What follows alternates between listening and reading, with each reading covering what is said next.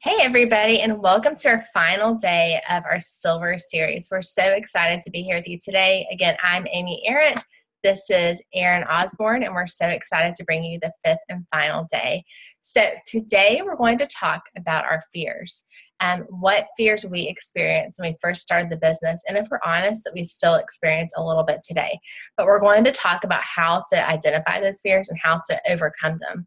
I know when I first started, I had a lot of fears holding me back. I think one of my biggest fears was just what will people think? I think it's human nature to be concerned about that, and it's something that holds us back from a lot in our lives. I was so afraid of people seeing that, my life wasn't all together, that I wasn't feeling great all the time, that naps were something that were common for me. I wasn't sitting at home eating salads for lunch with my kids. Instead, I might be eating a bag of Oreos. I was afraid of being vulnerable, for people, letting people in and letting them see the real me. And, that really got in the way in the beginning, I think, of me sharing my story fully. It got in the way of people seeing what was really going on and potentially changes people's lives because they weren't necessarily able to identify with what I wanted to present. So I also didn't want to be that girl. Everybody knows that girl that's on Facebook who is constantly like selling things, like forcing people to buy things, it's just kind of obnoxiously sharing things on Facebook. I didn't want people to see me as that way. Number one, I didn't want to take advantage of relationships that I already had. And two, I didn't want people to stop liking me because of what I was putting out on Facebook.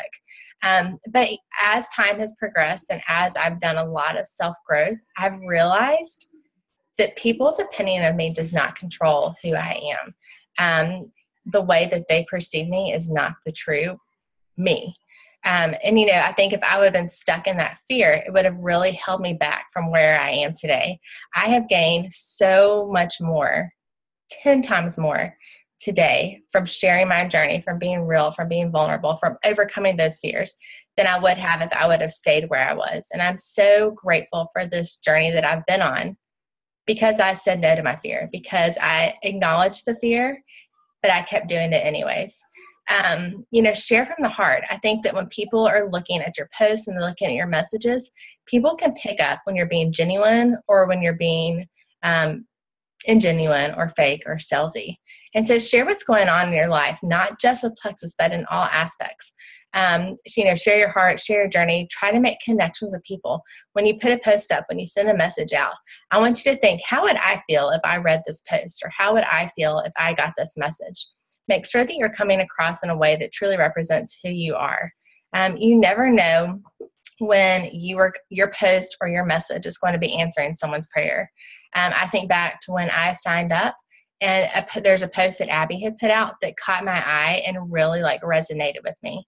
And it was because of that one post that I sent her the message and got this journey started. And so, you're looking for people who need these products. And people are watching you, whether you realize it or not. There are people that are following your story and that are interested. And it just takes that one post or that one message or that one connection for them to say yes and for them to start this journey for themselves. One of my very favorite things about this business is when I get a text message or a response from a check-in and someone's like, gosh, I was able to get out of bed this morning for the first time in a month and not be in pain. Or, you know what, we were at a party the other night and I didn't have to have a third piece of birthday cake. Or it was Halloween and I got this message over during the Halloween season. It was this mom's first year not to hide her kids' candy and eat it, from Halloween to Thanksgiving. She was able to say no to the candy and as a result was feeling so much better. And so when you get those messages, it's so encouraging because it just validates what you're doing. It's validating this journey that you're on, and it's helping you continue to overcome those fears. Fear is a real thing, 100%.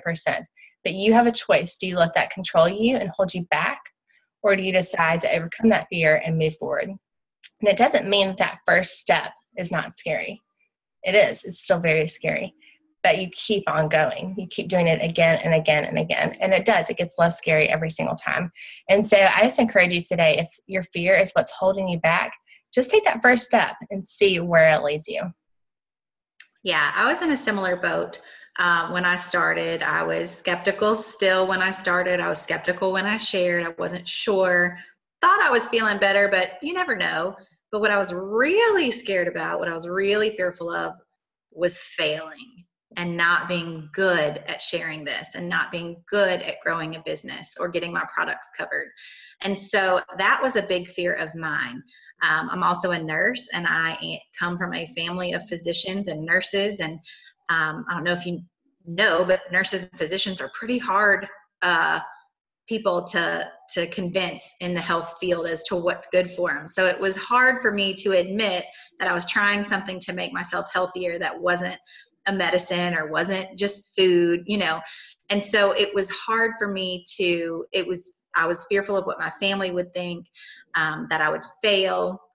And then as I started feeling better myself, and as I had a couple of friends jump in and start feeling better, as I saw their testimonies roll in, I was like, that's what this is about. This is about helping other people.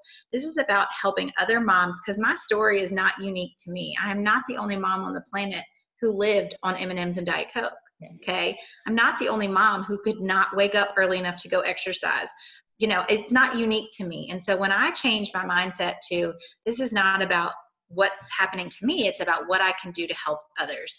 And whether you want to help 3 of your closest family and friends, or you want to help thousands of people feel better, as long as you are willing to push yourself to do some scary things, you're going to be able to change lots of lives.